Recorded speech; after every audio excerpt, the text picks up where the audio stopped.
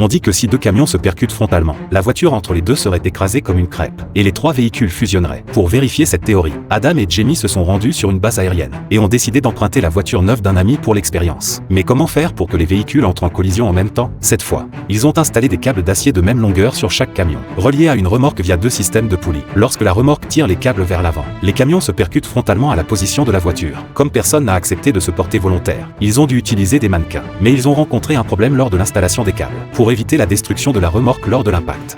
Au moment de la collision, la corde de séparation de la remorque devait se rompre, pour éviter qu'elle ne soit endommagée. Si la corde cassait trop tôt, les camions deviendraient incontrôlables. Pour garantir le succès de l'expérience, ils ont décidé d'ajouter une seconde corde de séparation. Cependant, peu après le début du test, un imprévu s'est produit. La corde a cédé prématurément, envoyant un camion vers le lac. Heureusement, après avoir prié, aucun dégât majeur n'a été constaté. Après réparation et l'ajout d'une corde supplémentaire, ils ont relancé la remorque une deuxième fois, à mesure que la vitesse augmentait.